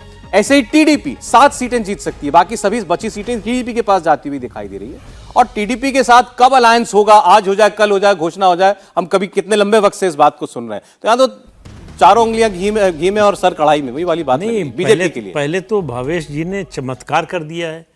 पिछले लोकसभा चुनाव में बीजेपी को 1% से भी कम वोट मिला था, 8 गुना, अब 8 गुना हो गया। ये थोड़ा आश्चर्य की बात है, क्योंकि बीजेपी ने ऐसा कुछ किया नहीं आंध्र प्रदेश में पिछले 5 साल में कि उसका वोट 8 गुना हो जाए, लेकिन उनके सर्वे में आ रहा है तो उसको मानना चाहिए। दूसरी बात यह है कि बीजेपी के सामने मुश्किल ये है कि जगन भी चाहते हैं अलायंस हो और चंद्रबाबू नायडू भी चाहते हैं अलायंस हो। जगन बीजेपी के लिए ज़्यादा फायदेमंद है। पिछले 5 साल में उन्होंने हर संकट के मौके पर सरकार का साथ दिया है, और जगन मोहन रेड्डी की इसलिए अलायंस करना चाहते हैं कि अगर इस चुनाव में बुरी तरह से हरा दिया टीडीपी को, तो टीडीपी का कांटा उनके रास्ते से निकल जाएगा। टीडीपी के लिए फिर खड़े होना बहुत कठिन हो जाएगा। और टीडीपी इसीलिए चाहती है बीजेपी से अलायंस कि अगर बीजेपी साथ में रहेगी, केंद्र की सत्ता में जो है वो साथ में रहेंगे, तो हमको वहाँ ज़्यादा झेलना नहीं पड़ेगा जो अभी उनके कार्यकर्ताओं के साथ हो रहा है। मारपीट, हिंसा, जिस तरह से मुकदमे हो रहे हैं, उस सब में हमको थोड़ी राहत मिल जाएगी। तो पिछले 3 साल से चंद्रबाबू नायडू दरवाज़ा खटखटा रहे हैं बीजेपी का कि अलायंस करना चाहते हैं। 18 में वो छोड़कर गए थे, आपको मालूम है, और जिस तरह से वो बीजेपी और प्रधानमंत्री के खिलाफ बोले थे, उसके बाद बीजेपी में एक वर्ग है जो उनको फिर से वापस नहीं लेना चाहता। उसको लगता है कि हमारी पार्टी की जो भी थोड़ी बहुत ग्रोथ होनी है वो फिर से रुक जाएगी। तो इसलिए बीजेपी, जो आपने बात कही कि दोनों हाथ जो है वो घी में सर कढ़ाई में, वही हालत बीजेपी के आंध्र प्रदेश में है, उसके दोनों हाथ में लड्डू है। मैं जरा प्रदीप जी की बातों का रिप्लाई दे दूं। देखिए, आंध्र प्रदेश में जो बीजेपी ने जो अपना एक पर्यवेक्षक, जो उन्होंने वहाँ का जो कोऑर्डिनेटर बनाया हुआ है, वो है जो कुछ साल पहले बीजेपी को त्रिपुरा जिता के दिए थे। वो वहाँ पे काफ़ी मेहनत कर रहे हैं। दूसरी बात है, बीजेपी का वहाँ पे अलायंस है जनसेना पार्टी से। उन दोनों का एक पर्टिकुलर कम्युनिटी में अच्छा खासा वोट है जो इसके तरफ आकर्षित हुई। इसकी वजह से बीजेपी का वोट से में ये जो आप स्विंग देख रहे हैं पॉजिटिवली, वो दिख रहा है। इसमें जनसेना पार्टी है, लेकिन जनसेना का असर ज़्यादा तेलंगाना में है आंध्र की बजाय। आंध्र में भी है, आंध्र में भी है। पवन कल्याण की पार्टी है, आंध्र में भी है, आंध्र में भी है। तेलंगाना में तो शायद मेरे ख्याल से अलायंस नहीं है जनसेना के साथ, आंध्र प्रदेश में अलायंस है। नहीं, इसमें जो स्थिति दिख रही है, तो भारतीय जनता पार्टी तो वही है, और इसमें कोई अब देखिए, दूसरी बात ये भी है कि अब 25 सीटों पे अब एक साथ चुनाव लड़ रहे होगे, तो ये वोट से उसका रिफ्लेक्शन है। अब आपने जो पिछली बात बताया कि पिछली बार मुझे 1% जरूर वोट मिली थी, लेकिन वहाँ पे एक क्लीन स्वीप हुई थी वाईआरसीपीसी के। उसके अलावा उसमें दूसरे, तीसरे, चौथे नंबर पार्टी का कहाँ कोई वजूद बचता है। टीडीपी तो सर्वाइव करके लास्ट टाइम 3 सीटें थी, इस बार तो 6 सीटें दिखाने, 6 या 7 सीटें, तो 7 सीटें टीडीपी को। हाँ, मतलब दुगनी सीटें ले रही है 3 के मुकाबले। मुझे टीडीपी की सीटें इतनी अगर आ जाएंगी तो मुझे तो ये आश्चर्यजनक आंकड़ा दिख रहा है। और हमारे अवधि में कहा जाता है ना कि मूस मुटाई तो लोढ़ा होई, तो भारतीय जनता पार्टी इतना हो जाए तो बहुत बड़ी बात है, नहीं होती दिख रही है। डी पुरंदेश्वरी को अभी अध्यक्ष बनाया है, अब जीजा साली का रिश्ता कितना गठजोड़ की तरफ जा पाएगा नहीं दिखता है। एनटीआर झगड़ा है, वही मैं कह रहा हूं, एनटीआर की जो विरासत है उसके लिए भारतीय जनता पार्टी को यह प्रयोग लग रहा है। लेकिन एक बात और तय है, भारतीय जनता पार्टी आंध्र प्रदेश में बहुत बड़े जुए में फंसी हुई है, जिसको कहे ना कि कैच 22 सिचुएशन है। जगन मोहन रेड्डी यहाँ आके पीएम को बढ़िया शॉल उड़ाते हैं, तिरुपति बालाजी की फोटो देते हैं, और वहां जाके भाजपा कार्यकर्ता को पिटवा देते हैं, और पिटवाई नहीं देते, जम के पिटवाते हैं। टीडीपी की स्थिति यह है, वो स्वाभाविक अलायंस पार्टनर है, जैसे जिसको कहते हैं ना, जैसे हम एक तरह से कहें कि भाजपा का किससे गठजोड़ हो सकता है, तो चंद्रबाबू नायडू दिखते हैं, लेकिन चंद्रबाबू नायडू ने जो किया है पहले, उसकी वजह से आज गठजोड़ नहीं हो पा रहा है। मुझे लगता है कि भारतीय जनता पार्टी अगर गठजोड़ में कोई स्थिति बन गई, उनके पारिवारिक वाला मसला निकला, तो शायद वही एक स्थिति ठीक होगी, वरना वहां जगन मोहन रेड्डी पूरी तरह से क्लीन स्वीप करेंगे। भाजपा के लिए अच्छा बस इतना है कि वो कांग्रेस के साथ नहीं जा सकते हैं आज की तारीख में। दोनों ही दल। वाईएसआर कांग्रेस को लेकर एक बात मैं बता दूं कि जमीनी स्तर पर वहां पर भारतीय जनता पार्टी का जो कैडर है वो किसी भी स्थिति में वाईएसआर के साथ जाना नहीं चाहता। वहां पे उसका बहुत ज्यादा सेंट्रल लीडरशिप पे प्रेशर है कि उसके साथ किसी स्तर में नहीं जाना है। भाजपा को ये लग रहा है कि थोड़ा सब्र करना चाहिए, भाजपा थोड़ा और वहां काम करेगी तो खुद एक बड़ी ताकत बनेगी, और मुझे लग रहा है इसलिए वो वाईएसआर के साथ जाने की स्थिति में नहीं है और नहीं जाएंगे फिलहाल। नहीं, अच्छा ठीक है, इसलिए तमिलनाडु भी की बात हम और कर लेते हैं। तमिलनाडु में 39 सीटें हैं, बड़ा स्टेट है, और तमिलनाडु में भी बीजेपी का कहीं कोई ग्राउंड फिलहाल हमें दिखाई नहीं दिया, और बीजेपी कोशिश वहां बहुत कर रही है। बीजेपी को जो वहां पर राज्य के अध्यक्ष मिले वो बड़े मेहनती भी हैं, वो भी यात्रा भी निकालने वाले हैं, तो बीजेपी को लगता है करिश्मा हो जाए, कोई एक आध सीट वहां पर वो निकाल करके दे दें। वोट शेयर क्या कहता है हमारे सर्वे का तमिलनाडु को लेकर के? डीएमके अभी भी वहां पर डोमिनेंट पार्टी है, सबसे बड़ी पार्टी डीएमके हमें आज के सर्वे में भी, इस लोकसभा चुनाव को लेकर हुए सर्वे में भी दिखाई दे रही। 30% डीएमके को मिल सकता है, 23% एआईएडीएमके को वोट जा सकता है, कांग्रेस पार्टी को 11%, बीजेपी को सिर्फ 4% वोट मिलता हुआ दिखाई दे रहा है, और 32% वोट अन्य दलों को जाता हुआ हमें दिखाई देता है। इसको सीटों में देख लेते हैं, इन 39 सीटें जो हैं ये किसके खाते में कितनी जा सकती हैं। 19 सीटें डीएमके, 8 सीटें एआईएडीएमके, 7 सीटें कांग्रेस पार्टी को, बीजेपी को एक भी सीट नहीं, और अन्य को वहां पर 5 सीटें मिलती हुई दिखाई दे रही हैं। तो बीजेपी के लिए निराशाजनक स्थिति। लेकिन अब इसको फिर अलायंस के हिसाब से अगर आप देखेंगे तो एआईएडीएमके को 8 सीटें मिल रही हैं, तो ये बीजेपी को अच्छा लगेगा कि वहां पर कम से कम इतनी बुरी परिस्थिति में एआईएडीएमके अपने आप को नहीं पा रही है। हाँ, अभी पिछले चुनाव में तो 39 में 37 जो है डीएमके का अलायंस ले डीएमके गया के पास थी, तो इस बार जो है बीजेपी के एलआई को मिल रही है, तो एनडीए की सीट बढ़ेगी। एनडीए की जो कमी होगी बिहार या महाराष्ट्र में, उसकी भरपाई जो है वो अगर तमिलनाडु में एआईएडीएमके की इतनी सीटें आती हैं तो उसकी कुछ हद तक भरपाई हो जाएगी। लेकिन बीजेपी वहाँ सिर्फ अपना वोट शेयर कुछ बढ़ा सकती है, सीट जीतेगी इसकी कोई उम्मीद लगती नहीं। देखिए, आप 171 सीटों का सर्वे आ चुका है आपके सामने। 88 पर एनडीए, इसमें तमिलनाडु में जो एआईएडीएमके की सीटें वो उसमें ऐड हैं।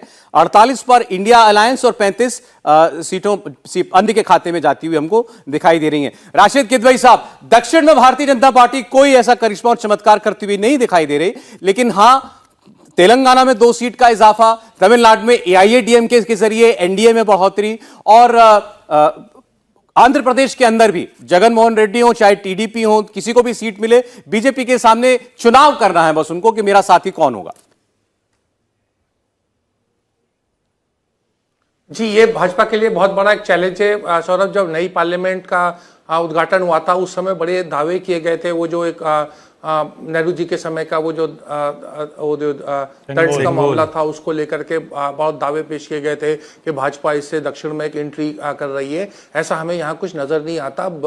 देखिए, वहाँ पर कांग्रेस और एआईएडीएमके का, उस कांग्रेस और डीएमके का एक परफेक्ट अलायंस है, उसको अलग दिखाना या वोट परसेंटेज अलग दिखाना मेरे ख्याल से वो इतना सही नहीं है। तो वो एक अलायंस की स्थिति में लड़ेंगे तो उसकी एक राजनीतिक स्थिति होगी। एआईएडीएमके जो है हो सकता है चुनाव के बाद में वो भाजपा को विधिवत तौर से समर्थन दे या उनके साथ अलायंस करे। आंध्र में भी यही स्थिति है। देखिए, जगन मोहन रेड्डी जो है वो चलती हवा के साथ चलते हैं। अगर भाजपा की 250 या उससे ज्यादा सीटें आएंगी, सरकार बनाने में भाजपा या नरेंद्र मोदी जी अगर बना सकेंगे तो जगन मोहन सबसे पहले जो है वो समर्थन दे देंगे। जिस तरह के नवीन पटनायक भी इस तरह की बातें करते हैं उड़ीसा में, लेकिन इनकी अपना जनाधार है। ये पहले हवा का रुख भांपेंगे, किस तरफ हवा चल रही है, जो हवा जिस तरफ चल रही होगी उस तरफ ही अपना सहयोग करेंगे। संजीव साहब, दक्षिण भारत से बार बार सवाल हुआ था कहां से भरपाई होगी। दक्षिण में अलायंस के जरिए आपको लग रहा है बीजेपी को कुछ फायदा पहुंचेगा?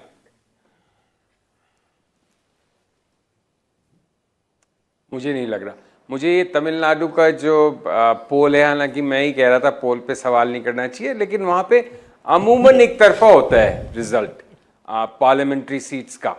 तो जिधर कांग्रेस होती है, जिसका कांग्रेस के साथ या बीजेपी का जिसके साथ अलायंस होता है, जिन दिनों एनडीए की गवर्नमेंट थी तो बीजेपी के साथ डीएमके का अलायंस काफ़ी इफेक्टिव था, और इस समय कांग्रेस डीएमके अलायंस को शायद ज़्यादा सीटें मिलनी चाहिए। तो एआईएडीएमके कितनी रेलेवेंट होगी ग्राउंड पे ये कह पाना बहुत मुश्किल है। मैं अपने आप को इतना एक्सपर्ट भी नहीं क्लेम कर सकता। और जहाँ तक आप आंध्र की बात कर रहे थे, टीडीपी, देखिए चंद्रबाबू नायडू को तो मैं बहुत बड़ा रीज़न मानता हूँ। अटल बिहारी वाजपेयी की सरकार जो 2004 में रिपीट नहीं हुई, जो प्रीपोन हुआ इलेक्शन, हम लोग वहाँ पे थे कई जर्नलिस्ट उस समय। नेशनल एग्जीक्यूटिव हुई थी हैदराबाद में 2004 में बीजेपी की, जिसमें एक तरह से चंद्रबाबू नायडू का, क्योंकि असेंबली इलेक्शन जल्दी आ रहा था, तो उन्होंने प्रिवेल अपॉन किया अरुण जेटली एंड कंपनी पे कि आप नेशनल इलेक्शन को भी प्रीपोन कर दो। तो प्रमोद महाजन और अरुण जेटली उनकी उस लॉजिक में आ गए कि चलो हाँ ठीक है।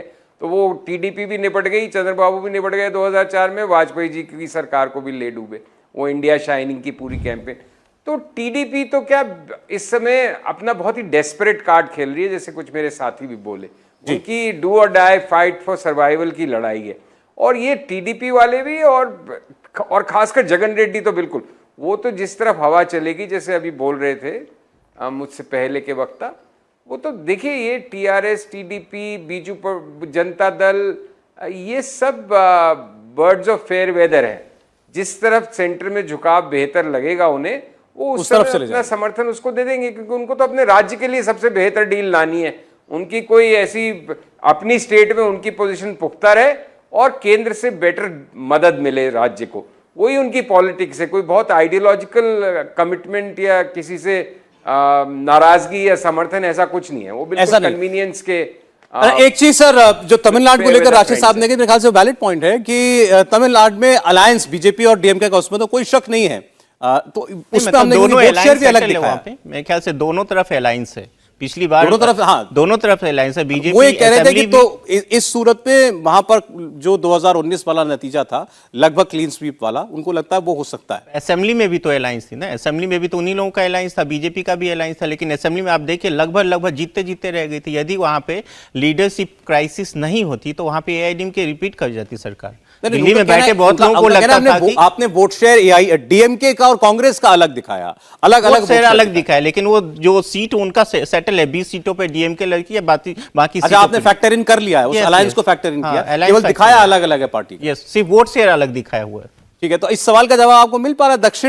दक्षिण में जितनी कोशिशें भाजपा की हैं, सर्वे क्या दिखा रहा है आपको? कहीं कोई फल उसका निकलता हुआ दिखा? नहीं, देखिए दक्षिण में फल हासिल करना बड़ा मुश्किल है, लेकिन उसके बावजूद हम हासिल करेंगे, भारतीय जनता पार्टी कोशिश कर रही है। वहां पर एक सेंटीमेंट बनाया गया और कांग्रेस पार्टी इसके लिए बहुत बड़ी जिम्मेदार है कि उत्तर दक्षिण का जो विभाजक एक विमर्श है, उसको कांग्रेस काउंटर नहीं कर पाई। कितने दुर्भाग्य की बात है कि आज दक्षिण भारत के राज्यों में हम ये बात कर रहे हैं कि राष्ट्रीय पार्टियां हैं या नहीं है। तेलंगाना, आंध्र प्रदेश, तमिलनाडु, ये राष्ट्रीय पार्टियां आज वहां की क्षेत्रीय पार्टियों की पिछलग्गू पार्टियां हैं। भारतीय जनता पार्टी उस पिछलग्गू से आगे बढ़ने की कोशिश कर रही। निश्चित तौर पर जो वहां नैरेटिव होता है, जो द्रविडियन पॉलिटिक्स, नॉन द्रविडियन है, लेकिन भारतीय जनता पार्टी ने जो सिंगोल के जरिए राजनीति की है, और जो मैं कह रहा हूं कि डीएमके के एमके स्टालिन जो इतने ताकतवर नेता हैं, वो भी टिप्पणी क्यों नहीं कर पाए? क्योंकि वो कोई मठ, कोई ब्राह्मण या कोई सवर्ण जाति का नहीं था, वो पिछड़ी जाति के मठ है जो तमिलनाडु की राजनीति में बहुत महत्वपूर्ण होते हैं। निश्चित तौर पर उसका परिणाम तुरंत नहीं मिलने वाला है, लेकिन के अन्नामलाई और सेंगोल, ये तमिलनाडु की राजनीति में भारतीय जनता पार्टी का प्रवेश द्वार।